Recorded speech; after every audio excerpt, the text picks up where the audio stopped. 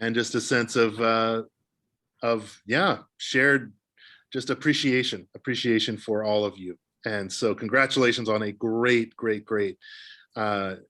incoming slate of your board. And finally, I wanted to say, thirdly, just a word of additional appreciation for taking on connecting the church during this past year. This has been the hardest year in my ministry of now 19, almost 20 years of ordained ministry in several different cities in the United States. And this has been the most challenging. And I truly, from the bottom of my heart, want to say thank you to this entire group for staying connected, which in some of the most isolating times, some of the scariest life and death times that many of us, all of us felt in one or many more ways. And so just all to say that the work that you have done, it really has been work. It takes effort to stay connected. And I thank you for that. I want to honor that. I want to honor your efforts in keeping each other connected and keeping this parish connected to each other and to God. And so just thank you. Great to be with you today. Thank you, Wes. I also wanted to thank Peggy for coming today. And I told Peggy I would give her a little opportunity to as well say something to the group. Peggy? Sure. Well, thank you, Liz, for inviting me. And Liz had asked me to talk a little bit about all the outreach, our outreach efforts. And I just want to thank you all for being so much a part of it throughout the years, and definitely especially this year, whether it's the Wednesday morning lunches or getting things together for St. Leonard's and Grace House, or with the 50 days of Easter giving campaign that we just had. It's been so grateful to see the response and to see the involvement, and to Wes's point, that's been a great way to connect folks to one another and to God. And even though you aren't all here at the same time, but seeing the sandwiches together or seeing all the different items we brought together, it's a form of communion. And so I really appreciate that. And part of what I loved about our 50 Days of Easter campaign just now was to highlight the history of the work that groups and folks like the Women of St. Chrysostom has done in helping us creating and strengthening ties with all these different outreach partners, and to really continue to participate in the resurrection and renewal of lives in and around Chicago. And so that's amazing work that you've been doing and continue to be doing. And it's such important work as we enter this next phase of our life as a city and as a neighborhood. So just, I add my thank yous to Wes, and just thank you for modeling all this great way of loving one another and loving our neighbors as ourselves. So thank you. Well, thank you very much, Peggy. I think the next thing that we're going to be trying to tackle today is the Harding Room. And I think I sent, if every one of you should have gotten a letter yesterday, for those that were not aware already, that we were going to be making a commitment. WOSC was going to be making a commitment to the Harding Room. And I think that Peggy, I think I shared with you this morning that, excuse me, I'm sorry. Okay, Shelley was supposed to be on to do this, and unfortunately, she was also supposed to be helping with the slideshow, but I'm going to try to go through this presentation as best I can and do it verbally versus by the slides. About a year ago or more now, the Capital Campaign came to us and asked us if we would consider making a donation. We had money put aside for capital improvements, for public space capital improvements. Specifically, some of that money was put aside for the Guild Room.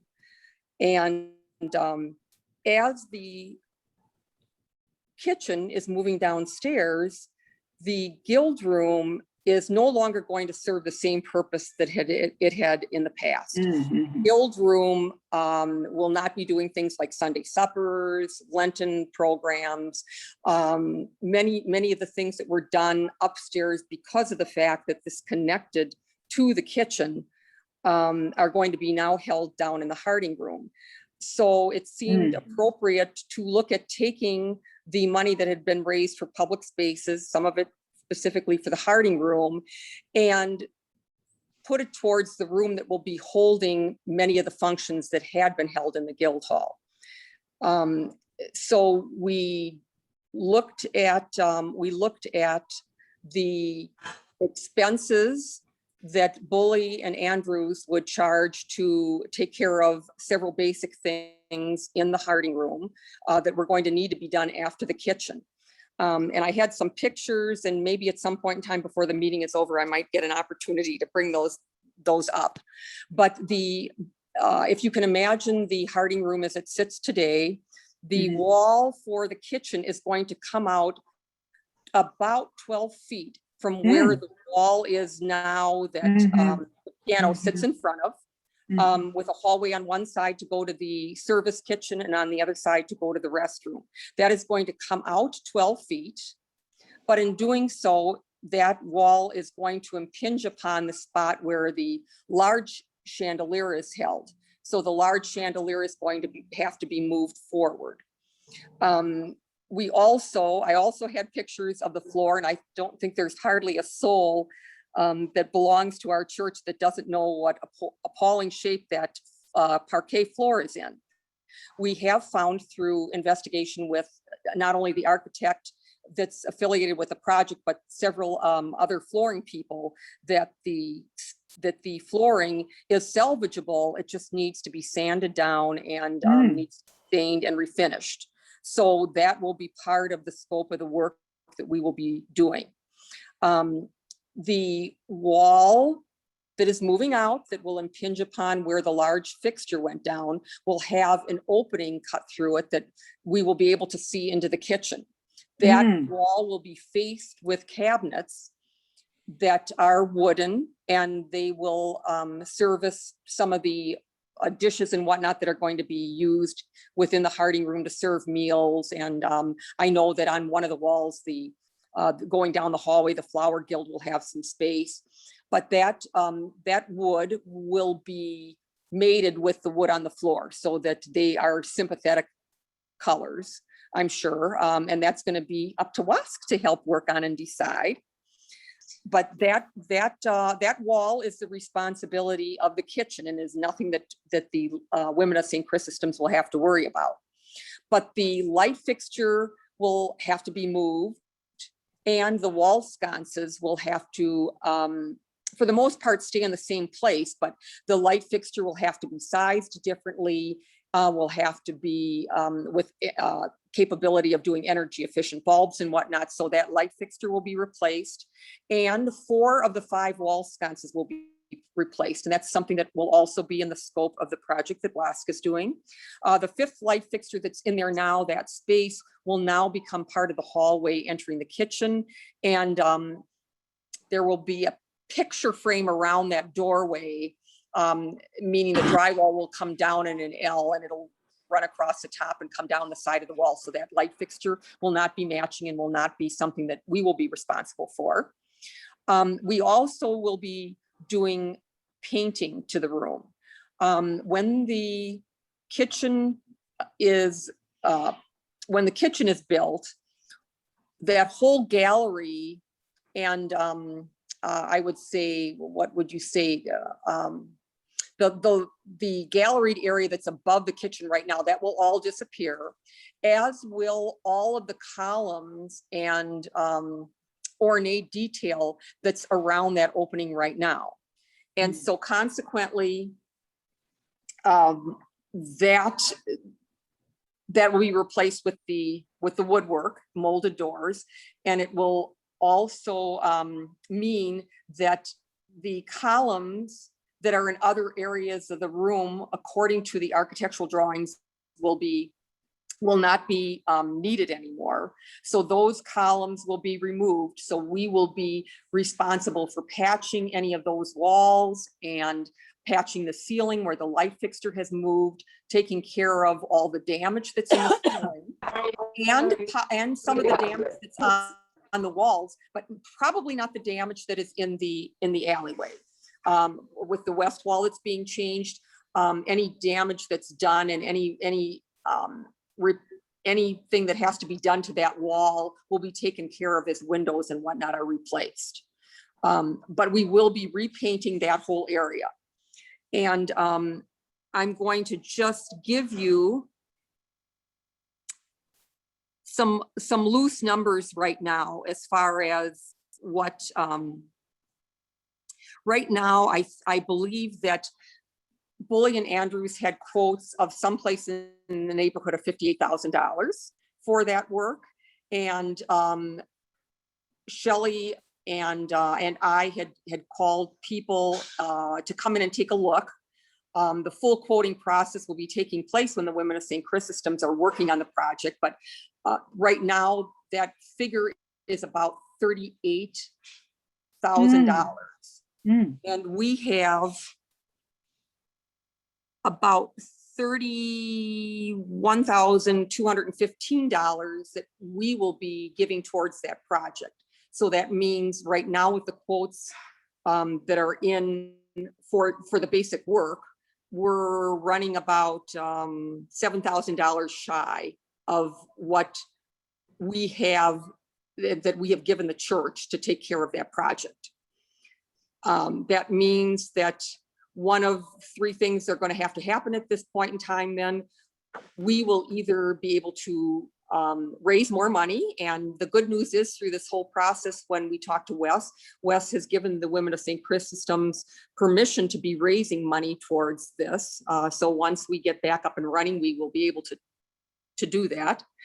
And also we could also work with the women of St. Chrysostom's and work on some projects that were not fundraisers per se, but would allow people to donate to the effort if we want to take care of the rest of the cost of doing this.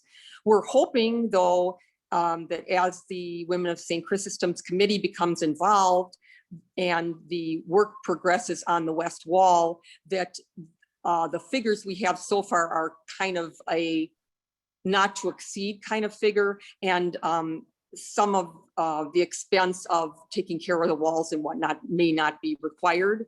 The lighting allowance may not need to be used in full, and we may end up in the end product coming much closer to having all that paid for.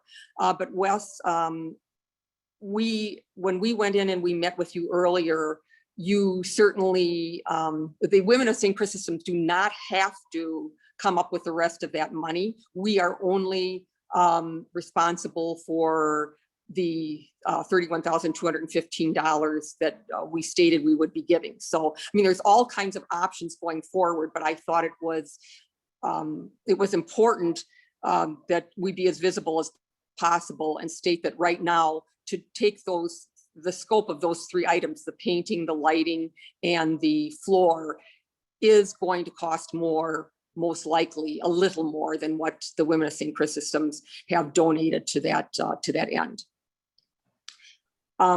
Does anyone have any questions at all about the project? I know that I tried to address in the letter the fact that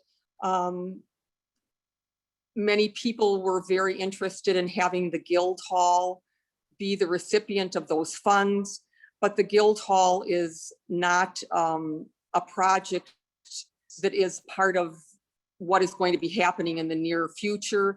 And the church needed our support right now. I think that's the most important thing, is the fact that the church needed our support. And this was some way that we could be of benefit to the whole parish and be of immediate benefit to the parish. Yeah, Libet? What is the timeline now for completion? When can we actually use this marvelous new kitchen? The wall on West, you probably know this more than I do. The wall is going to be starting in July. Are you there, Wes? I'm here. Yes, that's right. So, you know, one thing has to come after another.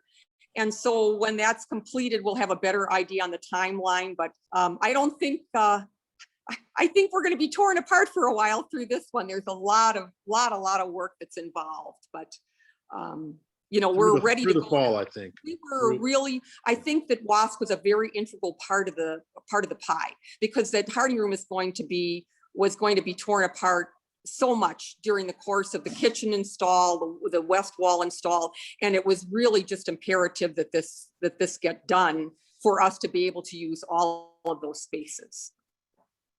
Is that a fair appraisal, Wes? Do you have anything you want to add to this? No, I think you did beautiful. No, that sounds very thorough. Does anybody else have any other questions regarding this project?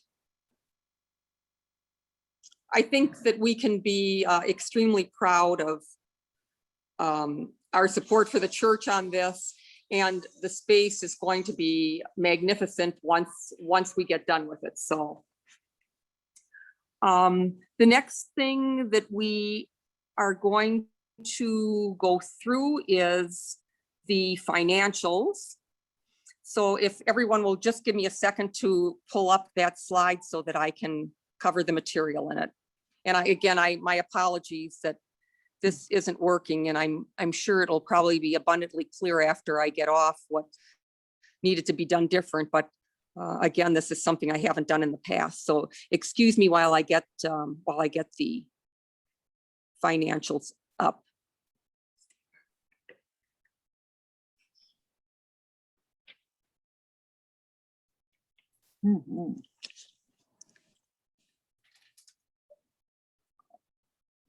Okay.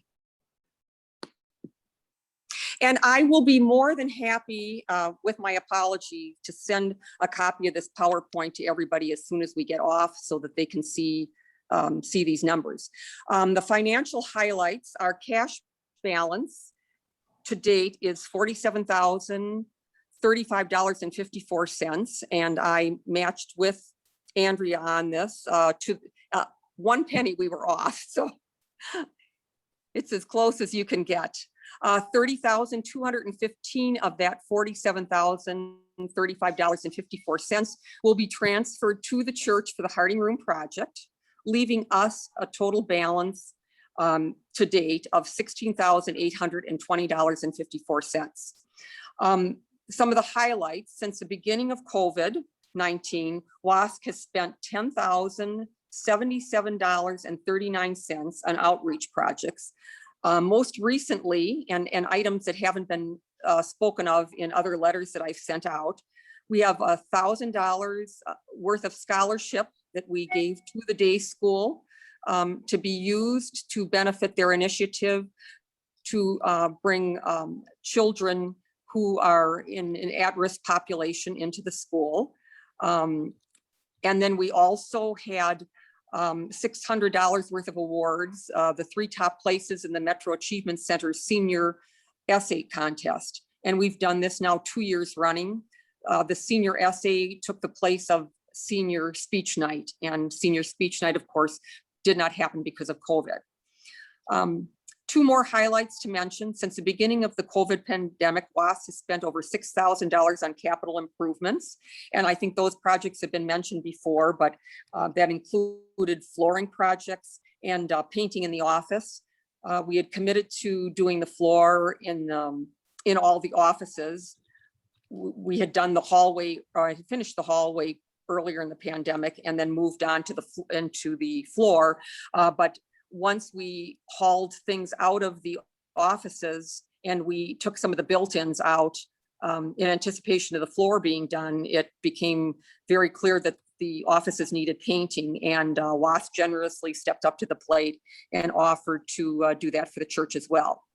The last highlight I want to mention, and that's a thank you for all of you who are in attendance and all the rest of those who registered, became registered members for the year. We raised over $5,000 in donations from our membership that came in conjunction with those registration forms. And Isabel, I just wanted to say, if that doesn't quite match the money that you got, as you're moving into the treasurer's job from Andrea, there was, I think, another check that came in that was not transferred out of realm yet, but I was aware of. So it's right about $5,000 in donations that came in. So on behalf of the entire WOSC board, I want to thank all of you who did make a donation with your registration, and let you know that we've tried to keep in touch with you and let our membership know how those funds have been used to benefit all of our partners, and some one-offs that occurred during the pandemic as well. Okay, the next topic is, and this is actually one of the two things as we're in meeting that we're going to be voting on, and that's the bylaws. Last year in 2020, we worked with the vestry to get the revisions to our bylaws made. And in fact, in lieu of a meeting last year, we thought people were zoomed out. Little did we know we would be doing it for another whole year, but we thought we would be zoomed out, and we sent the bylaws out and also asked that people respond to the email with a vote. All votes were in favor of the bylaw changes at that time. And then as a board, we discovered, thanks to our 2 attorneys in resident, that this probably did not fall within our bylaws, how we were handling a vote on something like this. So all of you should have received a copy of both the old bylaws and the new bylaws when we sent out the slate of officers. And I guess I have to ask the question, is there anyone that has a question about those changes? The basic changes to reconcile with what the vestry believes should be done. We made a few changes that made it more clear that the vestry has jurisdiction over WOSC, and that they have to review things like officers and bylaws and whatnot. And there were a few things that they wanted to be made a little clearer in the bylaws. We also added our advisory board. We have an advisory board made up of past presidents, and those members that are on the advisory board who are past presidents are non-voting members, but they are expected to take on leadership roles within WOSC, take responsibility for some WOSC activity of the year. And so basically by doing this, we allowed more of our younger members to take positions on the board and also take positions on the in the officers area. So we felt that this was a win-win situation. We made a few other changes, and a lot of those were just operational kinds of things that brought things more in sync with how we were performing. One thing in particular that was something that involved several changes, and that was that our vice presidents had been labeled first and second vice president in the past, and now we have a vice president of membership and a vice president of communication that identifies what the tasks are, but also allowing the president to, in their absence, have either one of those individuals run the meeting.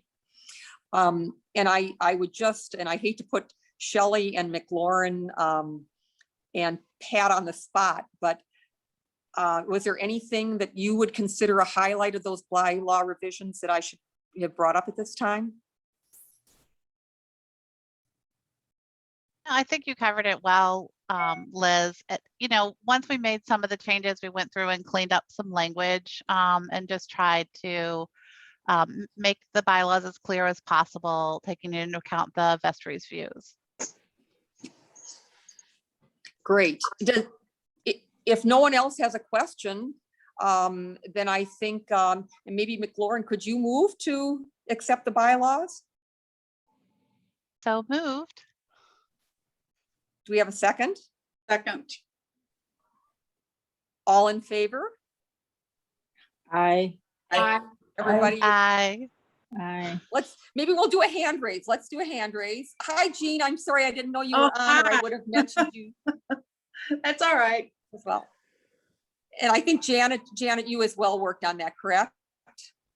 So I want to give credit where credit is due. It was a lot of work. I think Sherry, Pat and I, we all, and McLaurin, it was a group effort. So.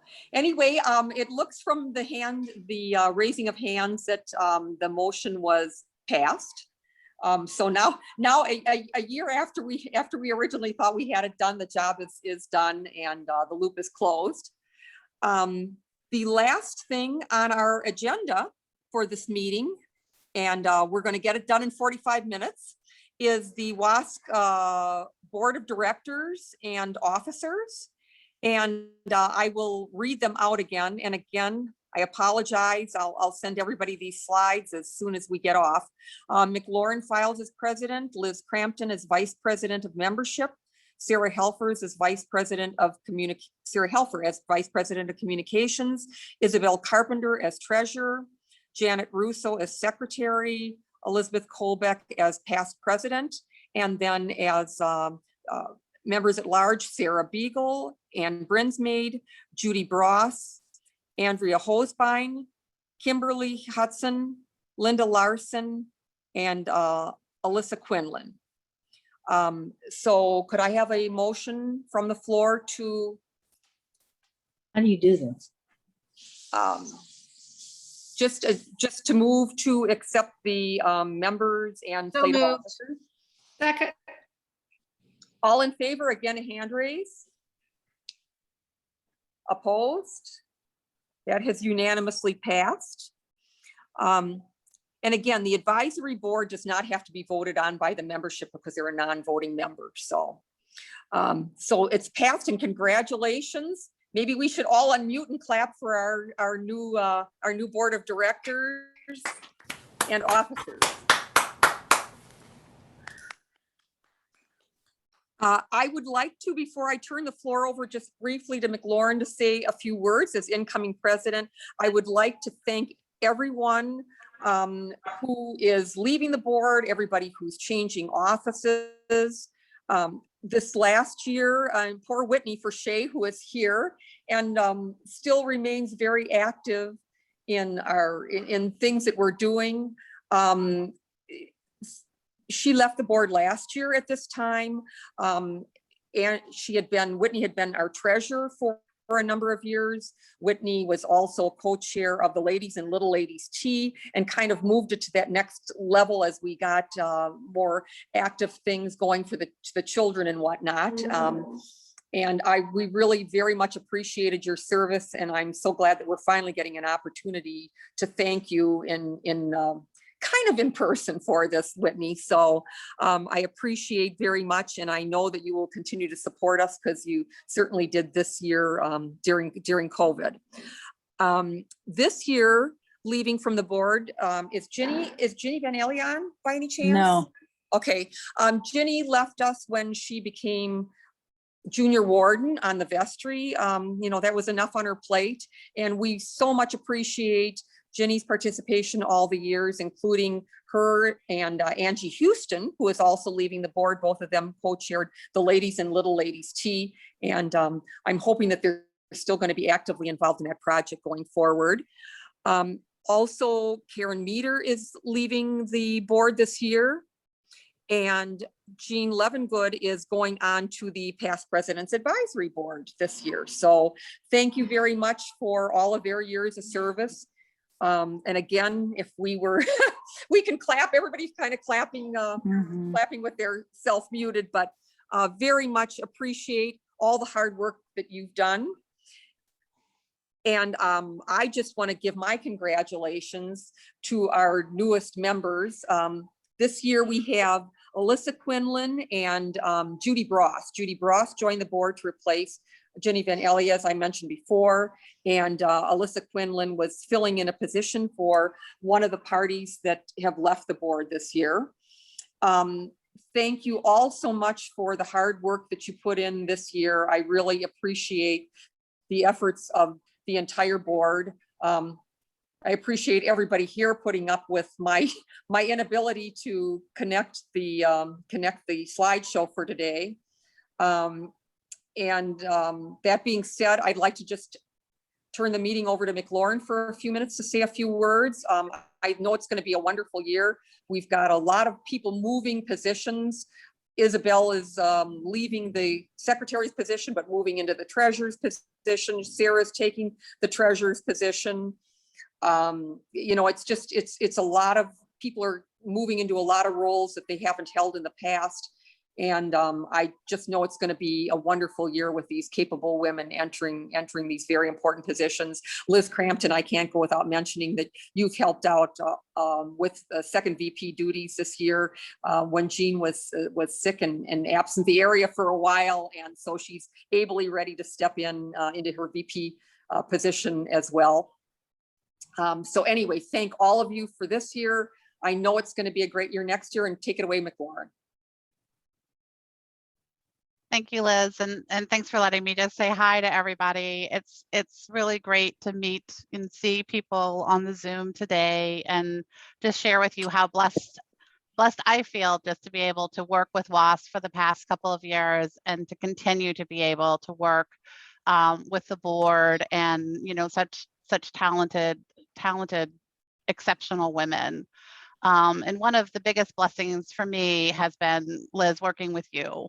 And, you know, your 2 years as president have been, you know, couldn't have been more different. The first year was business as usual, but your efforts at outreach already in the first year were overwhelming. And then when COVID hit and, you know, we had to step up in new technologies and adapting, you know, the constant in your leadership and service, you know, your commitment to WOSC and the church and its ministries has just been inspirational to me. And, you know, time and time again, you would surface a need for us, and you would just step up, roll up your sleeves, and invite us to join you in tackling whatever was in your way or our way, and to help people in need. And so on behalf of the board, you know, in recognition of your devotion to community outreach, we'd like to donate $500 to the Good Samaritan Committee in your name. Oh, thank you. To, you know, continue Oh, as a testament for your community outreach, and, you know, your just absolute devotion to helping people in need, and helping us and giving us the opportunity to help people in need. Oh. So Oh. thank you so much, Liz.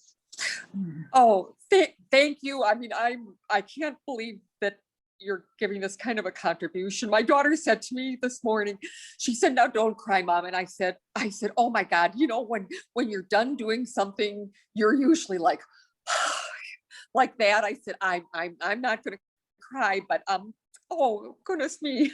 And after I screwed up so bad today, but I so much appreciate all the hard work everybody's done in support. You know, it, like you said, it's just truly been one of those years that you can never in a lifetime think about. And people will say to somebody, one of us senior members, like, "Oh, have you ever seen anything like this?" And, you know, for you guys, with a few less years under your belt, it's easier to say that. But I mean, it's the truth that we've, you know, none of us alive today have seen anything like we've hit today. And throughout the whole last 15 months. So I so much appreciate that donation. There are so many people who are hurting so badly. And the more you think that you put a Band-Aid on something, something else rises to the surface. So I'm sure as a member of the Good Samaritan team, and with 5 people from WOSC, you know, on that committee, it just means so much to me that we're going to be able to do some more good things for our community and out into the world this year. Thank you so much. Well, I guess for the last time then, I'm going to be saying we're adjourned, and it's just been a pleasure working and getting to know many of you more during this last couple years, and especially during COVID. So I appreciate your patience today. I think we've got it recorded so I can get everybody a copy of the slideshow that went with this. And I was so proud. I haven't done a PowerPoint presentation since I was working full time a number of years ago. So I put some things together, and you know, it was just so disappointing not to be able to get them shared the appropriate way, but I will forward them. So thank you.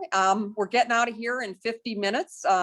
And McLaurin and I had talked about 45. So any way I can ever be of any help to any of you in the future, please let me know, and will continue to support all the activities as WOSC for as long as I'm alive and kicking. So thank you.